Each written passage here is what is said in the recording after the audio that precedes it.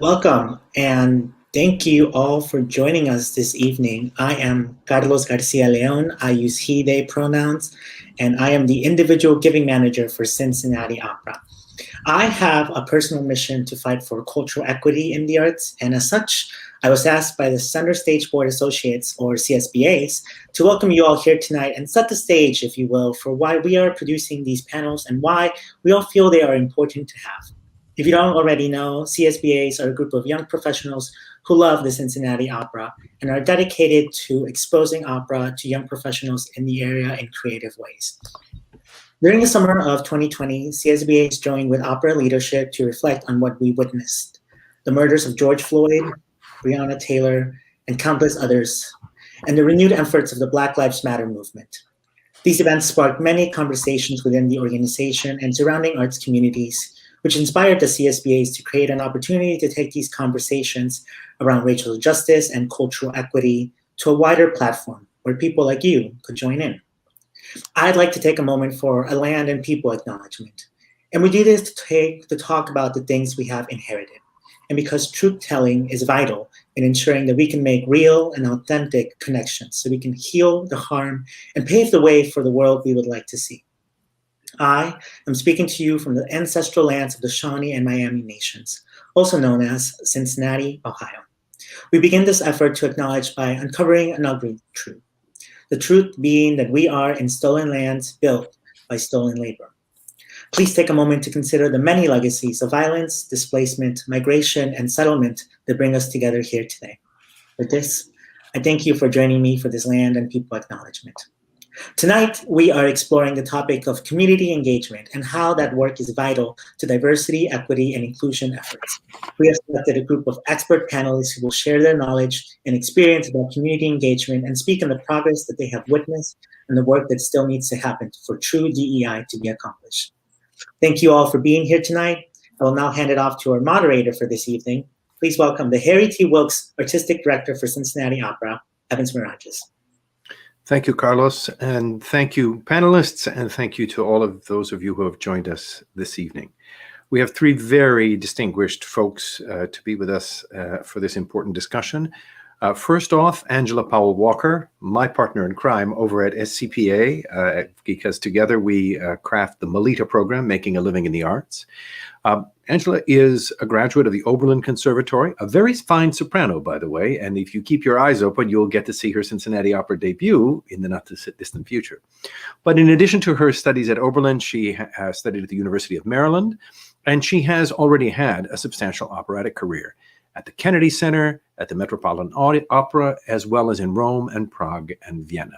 And we have her here now in Cincinnati. Angela is an accomplished singer, but she's also successfully entered the world of teaching and the arts administration.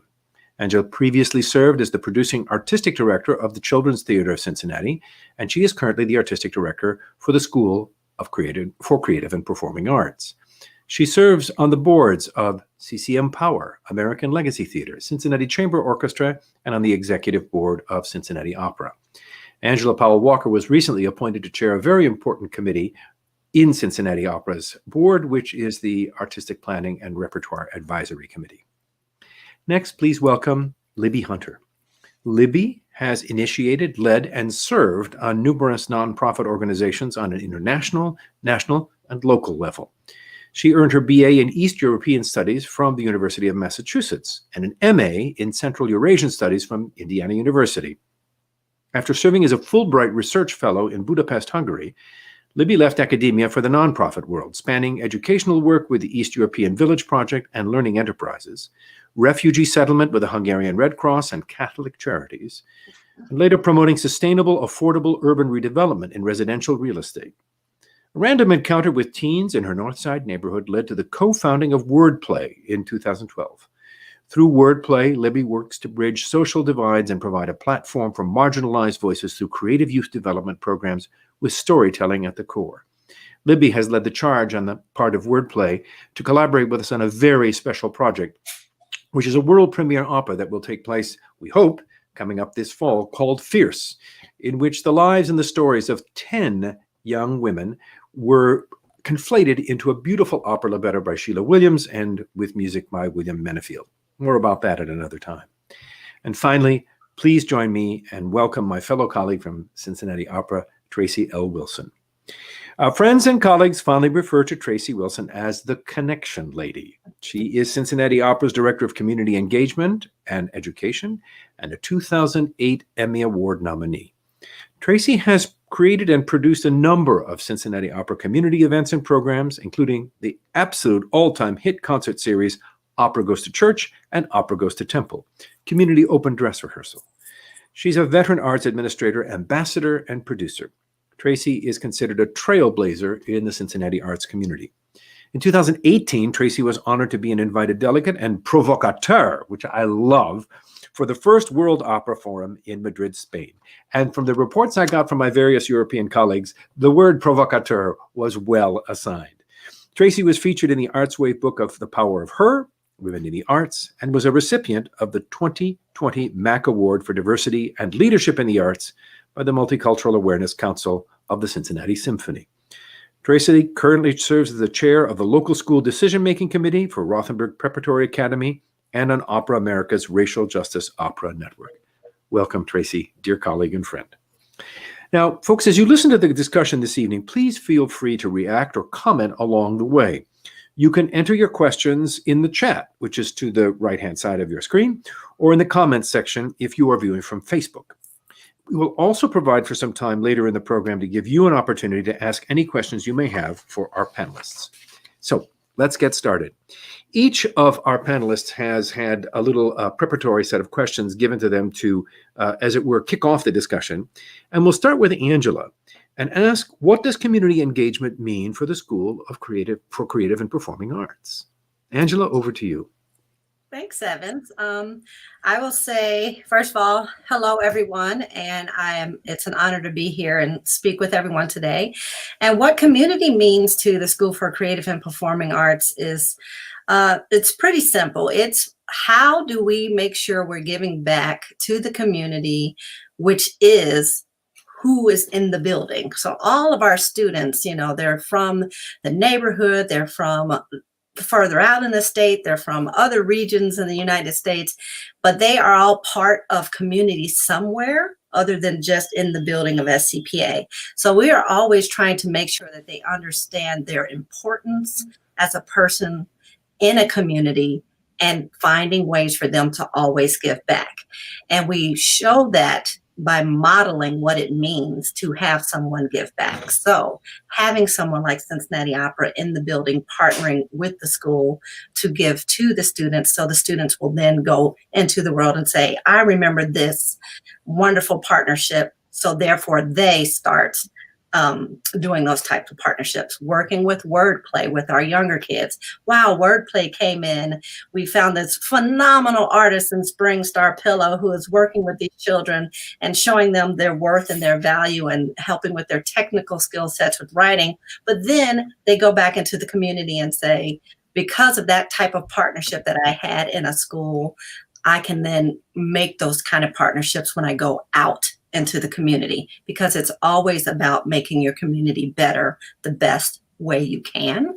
And so we like modeling it at the school that way in order for kids to understand community is number one. And the last thing I'll say about that really is that term when you say it takes a village, that village is the community. And it's taking a village to raise the kids through their educational process, but raising them to find their voice and raising them to become amazing individuals when they go out into the world and do what they do. So community matters to the core of everything they do at the school. Angela, if I remember correctly, SCPA has always lived in OTR. It got its start downtown in an older school building that was repurposed for SCPA. How does SCPA, as it were, fit into the neighborhood? It's part of the fabric of downtown and the neighborhood in which Cincinnati Opera lives. What's the relationship to the neighborhood itself? Well, the school partners with pretty much everyone in the community. We are immediately a part of the community, one, because we've been here since 1973, right? So, and then we were at 1310 Sycamore, which was my building as an alum of the school. I'm saying shout out to 1310. And then moving over to the new building that is on Central Parkway, we are still the in the arena of the Cincinnati Opera, Ensemble Theater, Shakespeare Company, City Hall, Procter and Gamble. Like, so we're immersed in what makes everything the downtown region. But on top of that, those smaller communities, the kids that live in all the communities around OTR and just slightly out of the region, they're all a part of this school, and they all meander out. They're like tentacles into the community, and work well with all the different establishments that are there. Well, and we at the Opera love our partnership with SCPA. It's on many levels, as you indicated. For those of you who don't know, Cincinnati Opera since 2013 has presented at least one opera every summer in the SCPA corporate auditorium, and we have plans for expanding that. And we also have this wonderful trainee program whereby young women and men who are in the theater crafts shadow our established union professionals for an entire month. And they don't just stand around and look at other people doing things. They are actually put to work.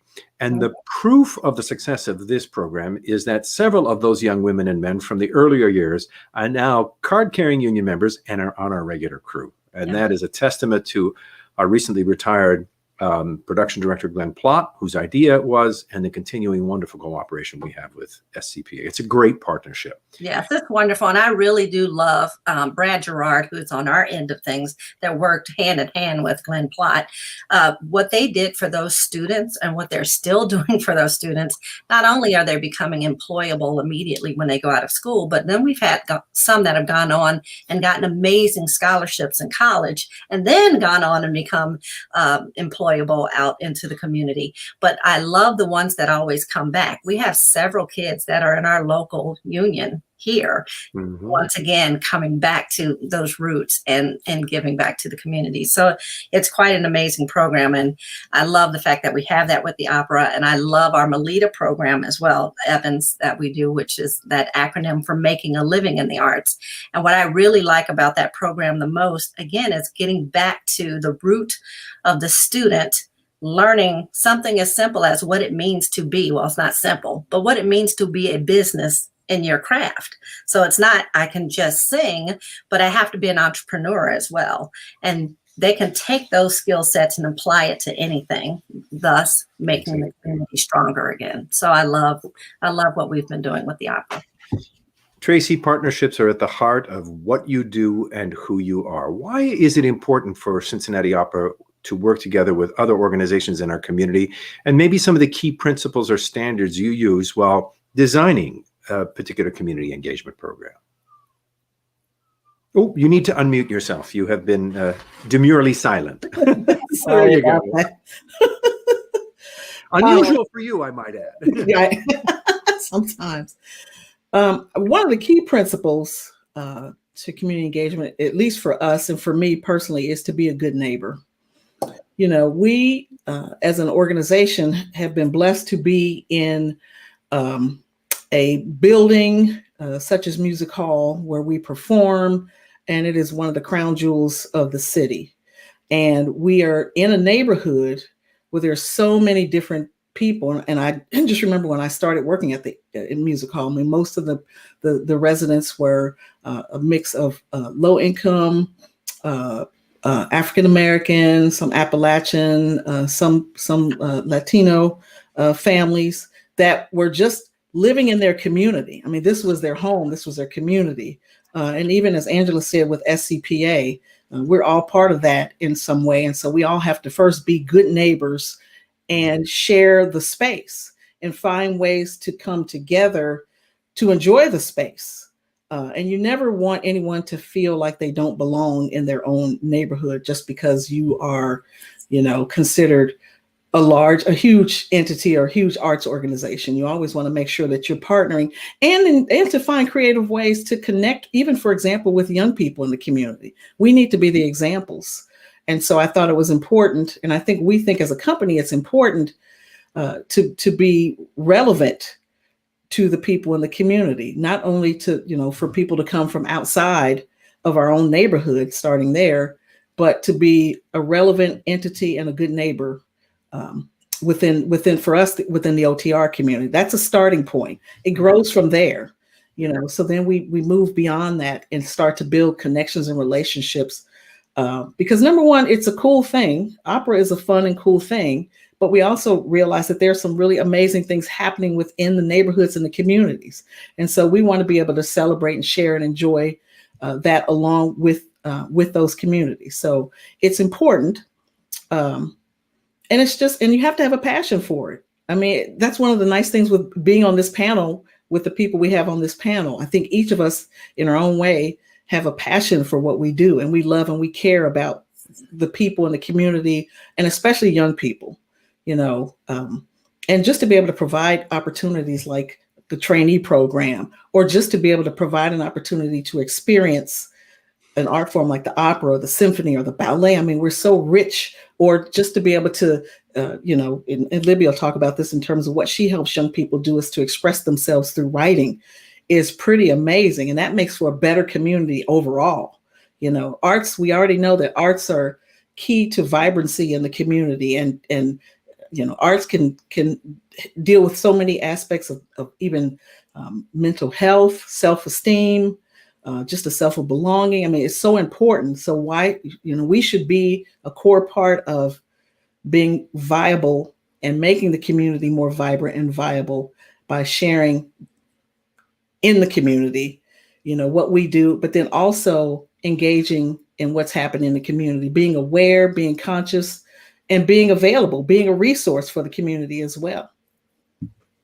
You know, Music Hall is an iconic building in Cincinnati. It's an iconic building in the country. It's an architectural jewel in the city's crown, if not the right at the top of the diadem, as it were. But it's also a very forbidding place. And I know, Tracy, one of your missions in these last 35 plus years that you have worked with the company is to make the building itself a more welcoming place. Mm-hmm. Would you speak for a moment about as it were, not negative, but the barriers that the building itself and its history have presented to members of our community, and what you have done and what the opera has done to make it a more welcoming place? Sure. I think some people may or may not know, and I know in the African American community, it's known that Music Hall back in the day used to actually be two different entities depending on what event was happening. So the ballroom, for example, had a different name if there was a Black event happening, and a different name if it was a white event. If it was a white event, it was the Topper Ballroom. If it was a Black event, it was the Greystone. And even in the form of opera and ballet and symphony, those are, because they're such Eurocentric art forms, they can be a little intimidating, you know? Mm-hmm. So one of the key things was, especially at that time, because Over the Rhine was primarily an African-American low-income neighborhood at the time that I started at Cincinnati. It's been many things, and it's some different things now, but it just used to hit my heart when I would watch children who literally lived next door to, across the street from, or walk past Music Hall, and they had never been inside the building. Mm-hmm. Didn't feel like they were even welcome in the building. You know, they would see people driving up in nice cars and nice clothes, and, you know, and usually people who didn't live in the neighborhood, who didn't look like them, you know, walk past them. And unfortunately, in a lot of cases, just feel ignored, mm-hmm. you know. So it was important to me, and it's important to the company, to make sure that the doors are open of Music Hall are open, wide open, to anyone who wants to come in. But you don't just open the doors; you have to invite people. Mm-hmm. So you have to build a relationship, make connections, and then you have to invite them in. Mm-hmm. And make them feel welcome from the time they hit the front stoop, from the time that they approach an usher to the ticket taker. You know, one of my favorite stories is a young boy. I was standing outside in front of Music Hall right before a performance, and he comes up and says, "What's going on in that building?" And I said, "Music Hall." I said, "We're doing an opera in the building." And he said, "Opera?" He said, "I don't know about opera. I know who Oprah is, but I don't know about opera." And I'll never forget I said, would you like to come in? And he said, okay. And I remember taking him by the hand, walking him past the ticket taker. I asked the usher to hand him a program. And it's so funny because he had seen the image on the program on a billboard in OTR. So he had seen the imagery, but he just didn't know what it was connected to. And I remember, in fact, I remember distinctly, the opera was Manon Lescaut. Oh my God. And I walked him into the theater and he heard the music and he said, is that a tape? Is that on tape? And I said, no, it's a live orchestra. How beautiful. And he was it's just like, wow. And I remember him looking in the foyer, just like, how many beds do you think could fit in this foyer? Like in this space here, like how big is this space?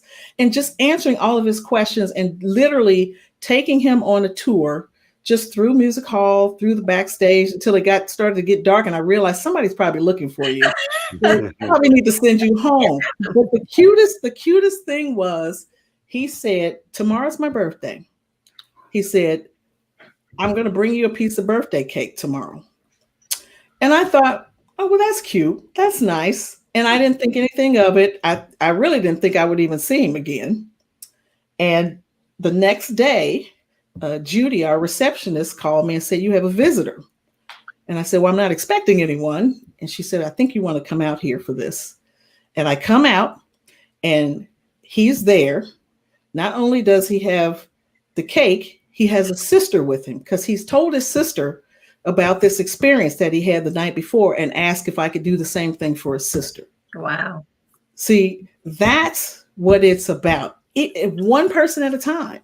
That's right. One person at a time. And just to take the time for that one person at a time, or the family or the group of kids, just to make them feel like they belong.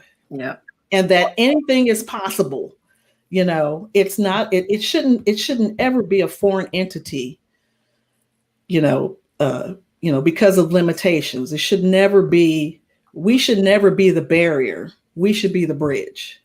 I noticed, as a matter of fact, one of the important things when they were talking about the restoration of Music Hall and the most recent renovation, first of all, to take down that 1970s canopy, which was ugly, but also one of the things that was important to the development corporation was to open up as many windows, to let people see more inside the hall from outside, to make it look less like a prison and a fortress than in this welcoming, transparent space, which is quite, and it's done a beautiful job of it. But Libby, you started an organization whose root was community from the outset. It wasn't something that was added on or thought about or integrated later. It's the heart of what WordPlay. And so I'd love to hear, I know all of us would love to hear some of the core values that you keep in mind when you're designing programming specifically and staying in tune with the needs of the community you serve. Yeah, hi there. Thank you so much for having me on tonight. At the very core of what we do is letting the students lead the way. Is everything we do is being student driven. And if we're going to do that, we need to pay close attention to the language that we use in codifying what our program design is, our methodology, and our ethos. And that goes hand in hand with the second part of your question, with the need. So often our nonprofit culture, not so often, it permeates everything, is defined by need and deficit. And that by nature then just comes to define our kids as being needy or a deficit in society. Philanthropy supports that, the fundraising so much supports that, the way we communicate about our work. And so our at the heart of our value, if we're putting students at the center, then we need to be a platform for them to activate their strengths. And so we have to flip the narrative from need and deficit to strengths and assets. And so that's how we view our programs, is our students are a vast pool of untapped resource, often untapped. And that we're that conduit to help them learn and explore and connect, do a deep dive into self and then in community, and then take their art into civic action is where we're headed with it next. So.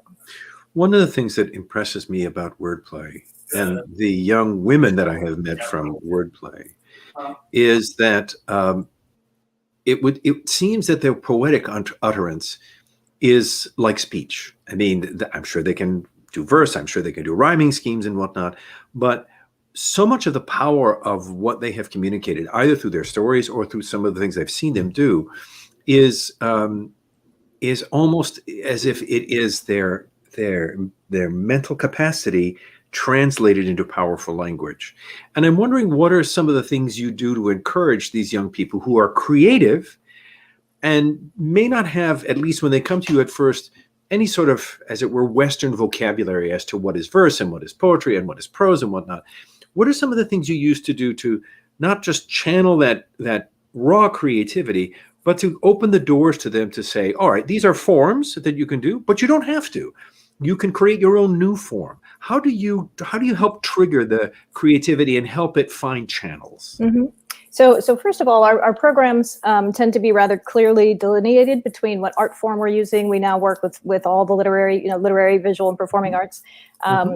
And so if it's going to be a poetry workshop, they know they're coming in to discover and learn about poetry, or anything down to comics and illustration, for example, or puppetry.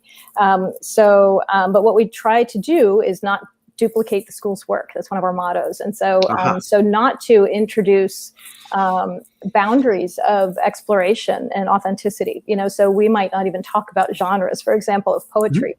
And first, a great starting point is having the kids together share a reading, and perhaps a poem if we're in a poetry workshop, and what the group dialogue starts to happen around it. So discussion, prompting, and exploration of those words. And it's amazing. Kids who are reticent readers, kids who might not be doing well in school, they want to read it out loud. They want to share. They want to contribute, creating that safe space within the group for them to explore and to maybe fumble and try a new word and not get it right. So we try to eliminate the pressure of what might feel like academic learning, and to start to really look at the foundation. We call it the space before learning happens. And, and building that community, that trust, and that there's something called word consciousness, which is really the wheels of all literacy that drives learning, which is just a love of exploration of words and language. And so modeling that, helping them become kind of with these immersive experiences in a new piece, and then creating a response to it, just like art, right? So much of art is mimicry. How do we first gain exposure and discover our own feelings and responses to that piece of art? And then how do we create our own? And then through that, we're starting to test out our own voice. Where do we find our own legs, and how do I express myself? So I hope that answers where you're going. Absolutely. And I have a totally off-topic question, because in these days of Zoom and all of these artificial intelligence things that we're using to stay in touch with one another, we always focus on the background. So what's in the background? And what I see in the background is a typewriter. Do you actually use that wonderful old portable typewriter? Yeah, sometimes instead of my laptop. I'm sitting in our WordPlay, our temporary office. We have a building that's under renovation that we purchased in Northside, so that'll be open this summer. That was one of the first things we did with our kids. We wanted to be a non-digital space, so typewriters. We have a whole fleet of typewriters that our kids get to use in the programs. We actually have a typewriter guy who's a wonderful, wonderful human who services them all. And pen and paper, pencil and paper, we've had to introduce a little bit of technology at times to access resources, but for the most part, we don't want a screen between kids and connection. So you can imagine in this virtual space, it's not been ideal. We've I think, done quite well in transitioning to the virtual space for this year. But yeah, typewriters are very central to our personality. Angela, you touched on this a little bit, but I'm wondering if you could expand, and maybe Tracy chime in as well. How do the students at SCPA benefit from artistic partnerships? What are some of the key factors as you begin to design or are offered a partnership? What are your what's your checklist that will lead to success? For the most part, because we are a public school, it's what can enhance curriculum and teach, not necessarily teach to a test, but teach the standards that are required of them to know by the time they graduate, but through a way that is something they can relate to, self-relate to it. For example, we have a wonderful partnership with Shakespeare, which is right across the street from us, where they come into our English classrooms, high school classrooms from grades 9 through 12, and they discuss different Shakespeare literature, and they learn it from the lens of their artistic major. So if they're a visual artist, their presentation is done through visual art. If they're a drama student, they're the ones that typically do really well in the class, act their way through it. But the vocalist, every major in the school, whatever they are, that's how they address the text of Shakespeare. And what ends up happening, or at least has in the past few years, is our test scores for reading competencies has gone up, skyrocketed, because we're not teaching kids, we're teaching kids the way they learn, and through things that they love and they can relate to. So when I'm looking for those partnerships, I'm looking for those partnerships that will draw out that student, once again, finding their voice to help them through the curriculum that is required of them to know to get their high school diploma. And beyond that, what is it that's something they can then carry forward, right? So one of the things, when Tracy, you were talking about the student that went, or the kid that walked by the opera, you took them in. Well, my 6 years at SCPA has been, I'm you, Tracy. I'm going to say to all of these inner city kids that, hey, you may not have been in music hall ever before, but I'm going to make this partnership with them so you can get in this door and see and relate and be a part of it and add you to this space. And then their space can be added to them. So all of our partnerships, we try to not only work with curriculum, but also, build the person. We've had a question in our chat room, Tracy, that is directed primarily to you, because one person asked, is there, from that spontaneous introduction to music hall that you gave this wonderful kid, is there something a little bit more formal that does that on a larger scale? Is there an activity of the opera that is specifically designed to welcome people into the hall? I think we have a few things. For one, especially for kids, we have the community open dress rehearsal, where we invite in the summer kids who are involved with various youth-based activity groups, whether it's summer camps or even places like WordPlay, and usually we work with organizations who work with kids ages 8 to 18. And we invite them from all over the region, Northern Kentucky, various places in Ohio, to come to Music Hall to see a free performance of a dress rehearsal. And we make that a special VIP night for those young people. So we plan thematic activities around the production. For example, if we're doing the Barber of Seville, we may provide haircuts that day, or shaves. If we're doing Cinderella, we might do, carriage rides around the park or something. So it's always something fun related to, and it's not just fun, but it's fun, accessible, and educational. Kids, they can come. Some kids love to just come dressed up because they never get to do it. Some, come in, pair of shorts and a t-shirt. That's okay too. But at least we make it their night, their special night.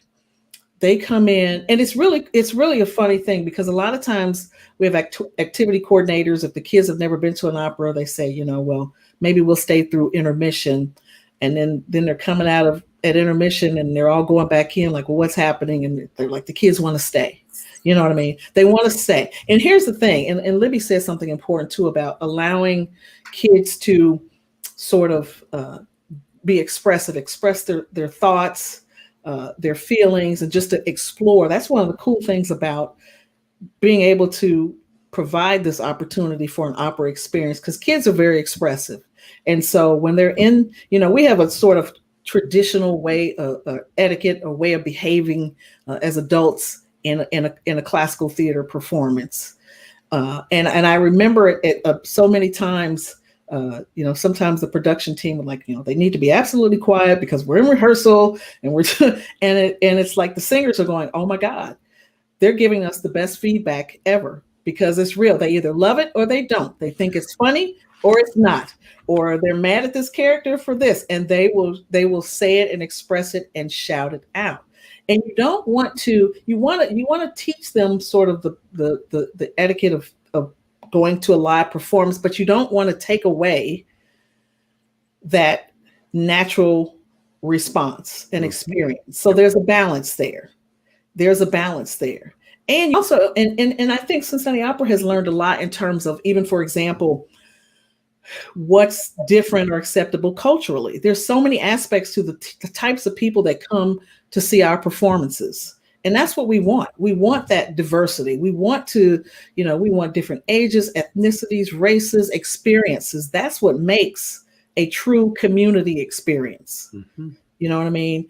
And anything that we can do to break down the barriers and to eliminate the isolation of not being able to just really absorb what's happening, and that's always been part of my mission, to find as many creative ways to bring as many different people together for a shared experience.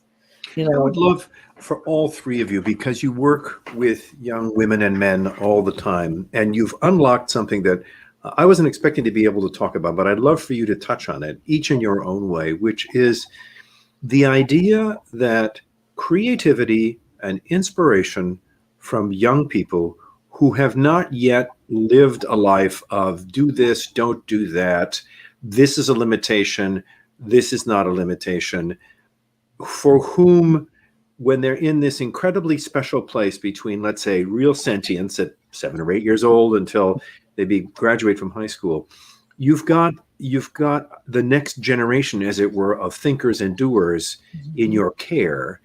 And you both, Libby and Angela, and Tracy, in our own way, have already spoken about how you have, as it were, for lack of a better way of putting it, non-traditional, non-judgmental ways of encouraging emotional and intellectual development. And that's nothing to say against reading, writing, and arithmetic. But I would love for each of you in your own way to talk a little bit about either a wonderful event that validated this approach to you, or why we need to do more of it. Because it would seem as though, yes, nothing makes you grow in some ways beyond other than limitations, because you push the boundaries. But I'd love for each of you to touch on how you have viewed, as it were, creativity as a tool for what you do in your life as an educator and as a fellow human. Anybody start? Why don't you start, Angela? Oh, you have to unmute yourself, though. Yeah, I saw Libby unmute, so I was like, "Oh, Libby's got it." So, okay. Let's see. It goes personally for me that you have to teach a kid in a creative way, because I want to always bring the same kind of experience that I know I received as a student at SCPA. So I'm just going to start there. As a girl that grew up in the inner city, Avondale, it was like, I know when I got to that school, the way the teachers taught me was to learn about who I was as a person, what got me going, what made me feel creative, what made me feel safe, what made me feel like I could reach for the stars. And I could do it in a safe place, not in a place where I had restrictions. I did it in a place where I was made safe, but not a place with restrictions. And so when I approach everything for the students at the school as a teacher, same thing. I want to get to know this kid. I had a young gentleman that I taught at the Duke Ellington School of Music, School of Arts. And he was failing all of his classes. He was just not doing, because no one took the time to stop looking at his grades and how he wasn't being successful, and just to look at who he was as a person and what it would take to make him care and feel safe enough to want to do it. And we can always do that through a creative lens. We can always do it through art. We can always through art, because that the ingenuity of the student is valuable. And what happens is I find adults say, what you know doesn't matter. You have to learn what we have to give you. And I'm here to say what they know is the most valuable thing on the planet, and they can teach you how to teach them. So that's why that creativity always comes into place, and it's a vital tool to make our next group of humans. Yeah. Libby, your perspective? Yeah, I will echo so much of what Angela said, and all coming back to the students leading the way. But I think what we look to do is really help young people first understand and respond to things around them in their environment through creativity. And then take that to the next step for action. How do I make change? And I think students become most engaged when they know that what they have to say or create matters, and matters first, perhaps in a safe and trusting small community that might be in our after-school program, for example. Word Up, that's been our longest running program at WordPlay since 2012 at Aiken High School, and all about using different forms of writing for social action to learn about and then speak up about social justice issues. And one example was after the Parkland, Florida shooting in February of 2018. Our kids came together in Word Up, and they were very upset about that, and understandably. And so to understand the context behind it, to spend 2 weeks, going deep into all the different nuances behind, gun control and violence in America, and so much for kids who are 13, 14, 15 to be processing. And then for them to get a chance to write and understand. And what the students did then, giving them complete free reign to take it where they wanted to go. And they wanted to create an action then for the next month for the National School Walkout Day. Mm-hmm. What can we do that will make a difference for our student community of 900 at this school? And they collectively drafted a letter to the principal and presented her with a plan of action that they wanted to do for the National School Walkout, which was to surround the school, to have all the students and staff come outside and link arms in solidarity, and an expression of solidarity with Marjorie Stoneman Douglas High School in Parkland. And the principal said yes. And not only did she say yes, but she was so excited about the kids taking this initiative to create such a meaningful action, and such a huge display of empathy, right, and solidarity with the school. She created a musical playlist that she broadcast over the school loudspeakers for them to walk out to. She hired a drone to come and take camera footage, to do video of the action. And our kids were there getting to lead the charge. She made a huge banner for them to hold. And so our Word Up kids, got to be leaders, not just for a day, but that left an indelible mark on each one of them. And to understand that, I came together with my peers and we did something meaningful that has now had the ripple effect of our entire community has gotten to experience it. And we made a statement. I think 3 news crews came out to cover it. It was a very powerful moment. So yeah, that's, I think, the magic recipe, letting the kids lead, again, giving them, just like we've been saying, the access to tools and resources and understanding and context.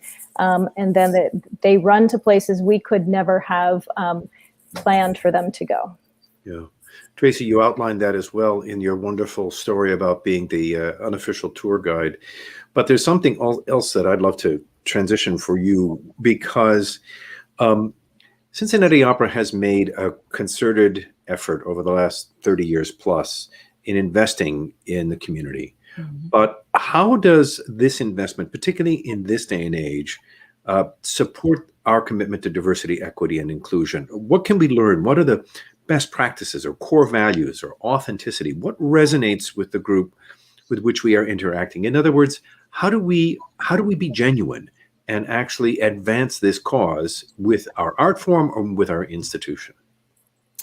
I think one thing that we have really started to look at and explore and acknowledge are the number of people that have either been ignored or forgotten, and really making an effort to be more conscious in terms of how we work to engage. And we're listening more, and that's important. That's important with any community or any partner that you work with, is that you are listening and understanding what their needs are, what their wants and desires are, and then how you can, without intruding or taking over, become an important resource or part of that that need or want or desire, process, or whatever is needed. And I think for us as a company, and I will say this, and I've talked to a number of colleagues across the country who are still having some of these challenges, and that's a major step, especially in light of everything that's been happening recently, even over the past year. You know, with the George Floyd incident, Breonna Taylor, all of the racial things that have been happening, that we as a company, as a team, really have made a conscious effort to acknowledge it, but then to also look at where we may have played a role inadvertently in it. Mm-hmm. You know what I mean? Or even if unconsciously. And I think that's a major step. And it's a step to moving forward and, you know, in planning in terms of what we do, how we do it, and constantly making it an organic part of our existence so that it's not just something we're talking about now because it's in our faces, right? But that this is going to be a part of our everyday opera life from this point forward. And whether or not, and my hope is for sure, whether or not I'm there or not, that this will continue to be the case for Cincinnati Opera, and hoping that this will be a part of Cincinnati Opera's legacy, is that Cincinnati Opera is, you know, not only a great community partner, but that they're a great neighbor. They're committed. I mean, that's that commitment to the community. You know, it's funny because I think about, and it takes time. All of this takes time. It takes time to build relationships. They don't happen overnight.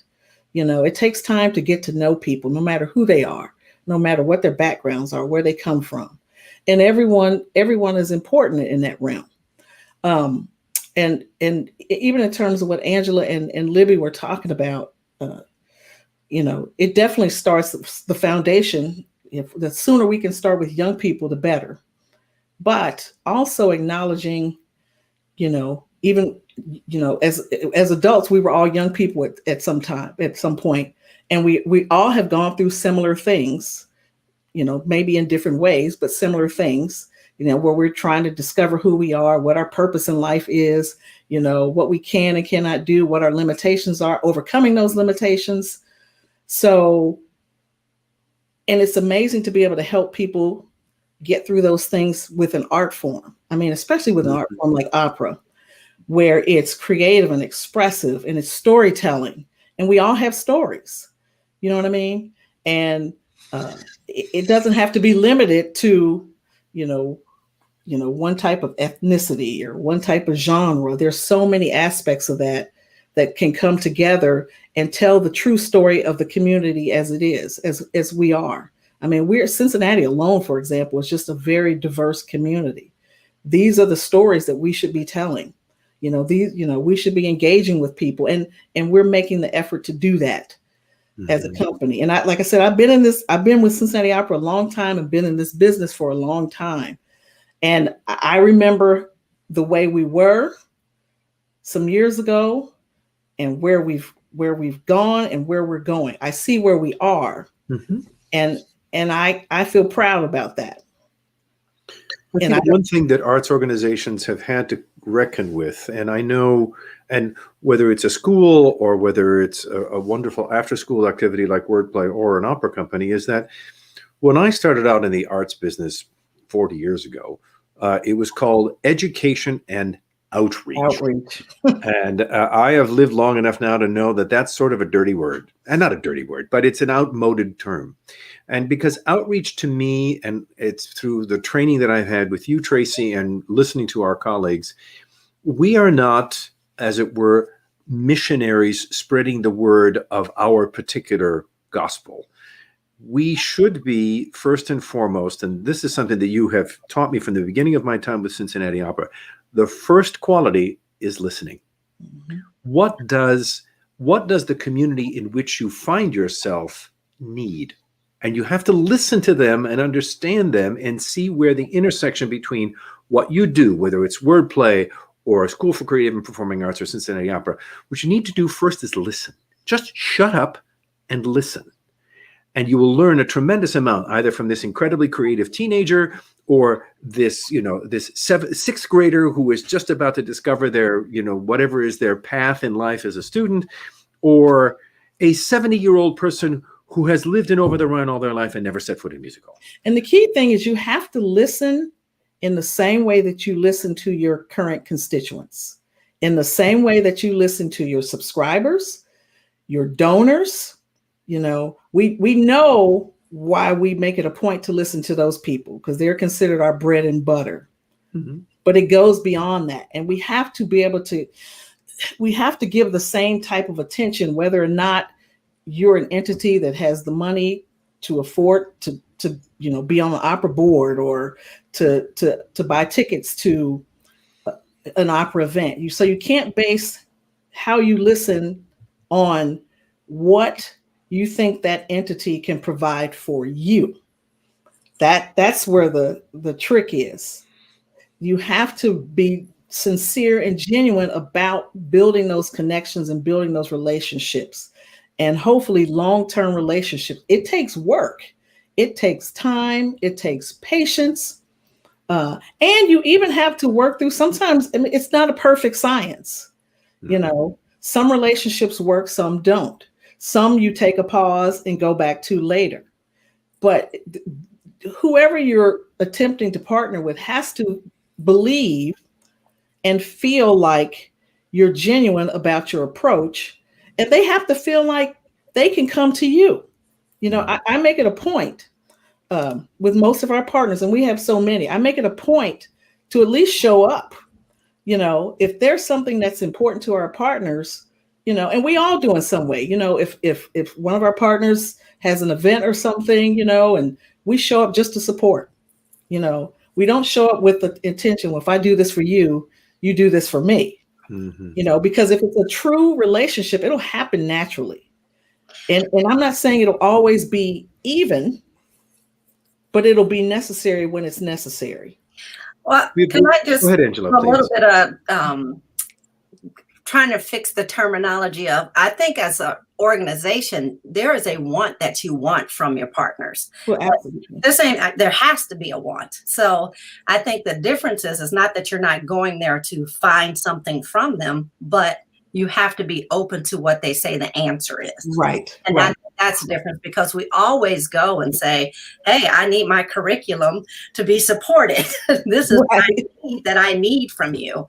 Now, it's not now my turn to dictate to you how you do that. Right. Now I need to listen and say, because you might come up with something that is nothing I could have ever imagined in a million years. And we're like, yes, and it works. Or that organization says, I can't help you. Right. So, there is always that want. But being genuine about the want is right. necessary. Right. And it can't, and that's the key thing. That's the key thing. And it can't be for self-serving purposes only. Correct. You know what I mean? You can't, because, you have it has been, there've been a lot of times where people say, oh, we have a grant opportunity, so let's apply for this grant based on this, but you haven't talked to the targeted partner or audience mm-hmm. to see, what they want or what their needs are. You just kind of make up something for the grant. So, and if I could, one thing to add to that is if we're seeking their input, especially individuals, to better our programs, then ostensibly to have deeper impact mm-hmm. for them, for their benefit. But it's a tremendous responsibility that we have to steward the information they've given us in a transparent and meaningful and careful way, and then let them know what we're doing with what they've given us. They've given us the gift of their insight and their knowledge and their experience. Then we need to return to them. What did we learn from the listening sessions and the focus groups and the community input, the surveys, to go back and say, well, now 6 months on, 12 months on, here's what we're doing with what you provided us. Here are the changes we're making, and that your voice mattered. I think that's very important. Let's say I'm an organization that has been around for a while, or maybe I'm a new organization, the next WordPlay, as it were. And I'm either coming to grips with the fact that I'm a legacy institution and I haven't done much of this, or I'm a new institution and I know this needs to be part of what I am. What are some of the what are some of the basic tenets of good community engagement and also a good initial approach to DEI? Because I know that a lot of institutions, and this is where we fall into a dangerous area, because as you pointed out, Tracy, a lot of institutions will jump on this bandwagon because there's government money for it, or a foundation has made this an important part of their brief going forward. There's a lot of sort of retrofitting that is going on self-consciously and sometimes superficially. So in terms of, because we're already coming to the close of our time together, but this incorporates a couple of questions that have appeared in the chat. Where do you start? Where do you start as either an institution that has not had this as at least transparent and enough, or where do you start if you're a new institution that says, okay, this is important to my future? Anyone start, please. I think the first thing is you have to ask for help. Don't go alone. Don't go at it all by yourself. I mean, because you don't know. Especially, I think it's interesting, especially with a lot of the DEI initiatives that companies are doing. The first thing they do is, oh, we have to have a DEI initiative. Let me hire a person of color. Well, no. First of all, you need to sit and talk to yourself about, what is the reasoning behind why you need a DEI initiative? Not because it's in vogue right now. What is the reason? How does it help your company? What does it do for your community that you have in your business? And then you work from there by asking for help. Because if you didn't know, if you're a legacy and you didn't know and you haven't been doing it, you can't just make it all of a sudden happen. You need to reach out and find help, because there are people out there that can help you. If you're a brand new organization, obviously you have a lot of help to get the business started to begin with. Well, reach out for the help for everything that is needed in that company. Find those experts, find those people that are walking down the street that can help you out and talk to you about it. So Right. it's don't try to solve it on your own. Use the community to help you. Right. Libby, right. it's been part of the DNA of wordplay from the beginning, hasn't it? It has been, and I think an important part of this is we look at DEIB, adding belonging to that, so that if we're going to create that safe space, it's one thing to be to be equitable and then inclusive and to have diverse representation, but the ultimate goal for us is, do they feel they really belong? Do they belong? And so. Again, reciprocity is something that we look at a lot, whether it's a one-on-one kind of transaction between, say, a teaching artist and a student, and that kind of connection, or between partnerships between organizations, and that we're very transparent in coming forward with what, here's what we do, here are the guardrails that we're staying in, how are we a value add to what you do, and vice versa, and let's ensure that we have really mutually beneficial outcomes, because ultimately we're working to engage the same young people, in our case. Tracy, you have been our official provocateur in Europe, and I wanted to turn this question to you in some ways to say, what's been some of your experience in waking up other institutions to what this is? And have you had a sort of a wonderful aha experience from a colleague you've talked to and said, oh my gosh? Mm-hmm. Wow, that's funny. I've had a few of those, and it's simple. Number one is stepping out on faith. And stepping out of your comfort zone. That seems to be one of the biggest challenges in all of this. It for some reason, it sounds scarier than it is. But you got to step out there. And as Angela said, you have to ask questions, and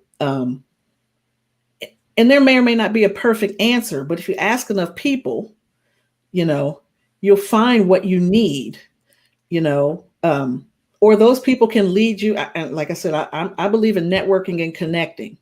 And so, if you don't get what you need from this entity or the right direction from this entity, then you go to the next, or you ask someone for references and making the next move. It's funny because it's bizarre that's an aha kind of thing when I'm talking to my other colleagues, like, how do you do that? That's always the question. Like, well, how do you connect with other people?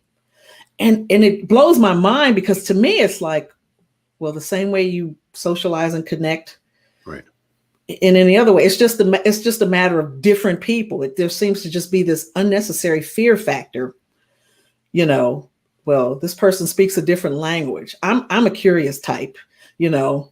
I'm always, and you may or may not have the right thing to say, but at least you've made an effort, a sincere effort. And that's the difference.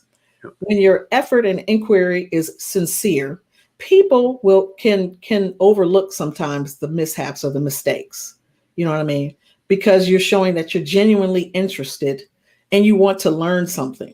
You've been very patient with me for 15 years, let me tell you. And I've made plenty of mistakes. But people are forgiving in a lot of ways. So and especially for me, if I know, especially for me, I'm so different in so many ways. I get so many crazy questions. I can tell who's genuine or just being obnoxious or just they don't have anything else better to say. You can tell those types of people in most cases. Time you know wasters, what I mean? yeah. Kids can tell those things. They know when you're real or not. Boy, they know right away. And you just have to be patient and persistent and ask the right questions and learn from the answers that you get.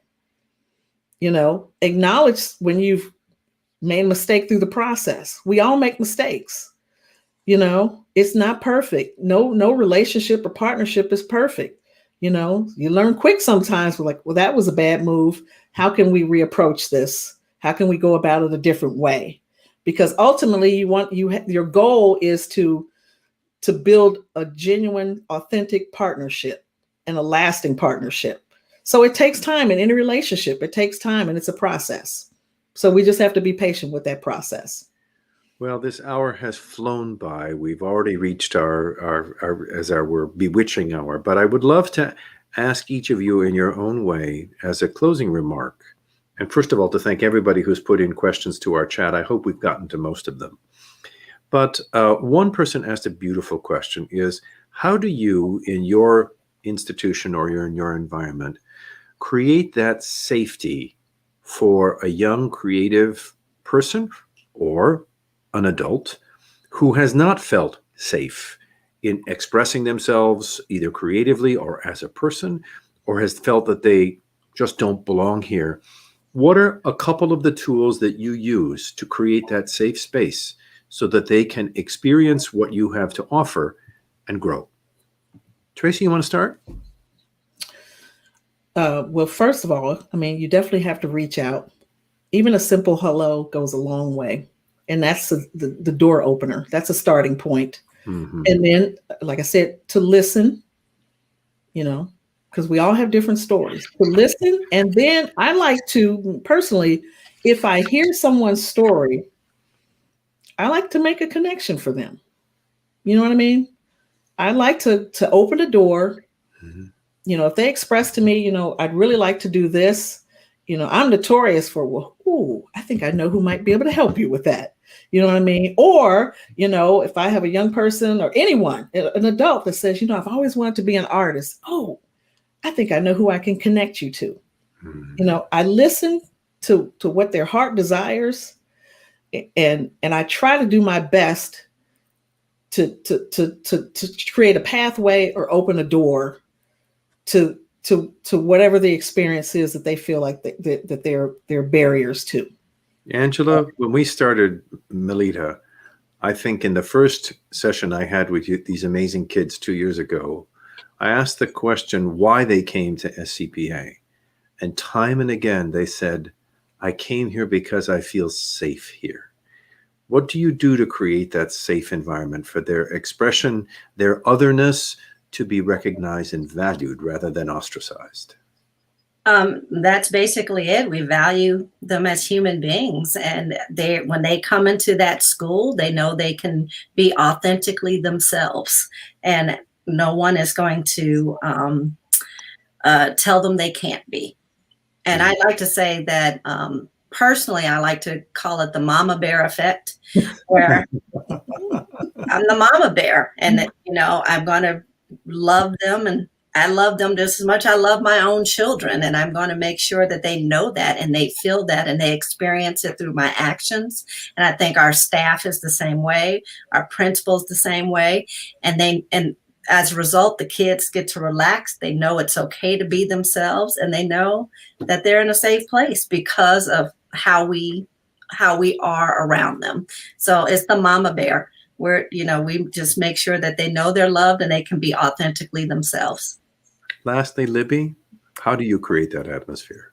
So one thing that we introduce in all of our programs is the concept of co-creation. So there might be an adult teaching artist in that classroom or that workshop leading the kids, but they establish themselves as peers. We're here learning together. I have as much to learn from you as you do from me. So again, back to reciprocity and establishing that trust, and then value that the young person who might not have experienced a great deal of safety or validation in their lives, that they have every bit as much to offer as that teacher or so-called expert might. And so the concept of co-creation for us is very important.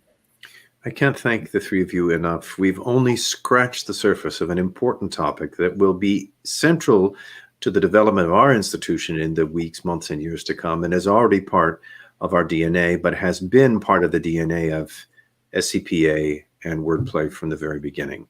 We're grateful. We thank all of you who have joined us in this StreamYard presentation this evening. And thank you all for joining in on this. If you've enjoyed this program tonight, please consider donating via the link we're posting in the chat. And if you want to receive information about our upcoming Center Stage programs, please feel free to send us an email at centerstage@Cincinnati. I'll do that again. Centerstage, all one word, at cincinnatiopera.org. Or consider following us on Facebook or Instagram.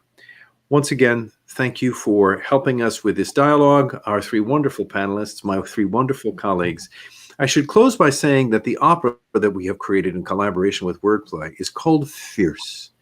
And it is drawn from the experiences of these young women who are, in the very best sense of the word, fierce. They have taken their otherness and their creativity and turned it into a force for good. And that's what we all hope we can do in the future. Thank you, everybody. Good night. Have a safe evening. Get vaccinated as soon as you can. Good night, and thank you. Thank you, Evans. Thank you.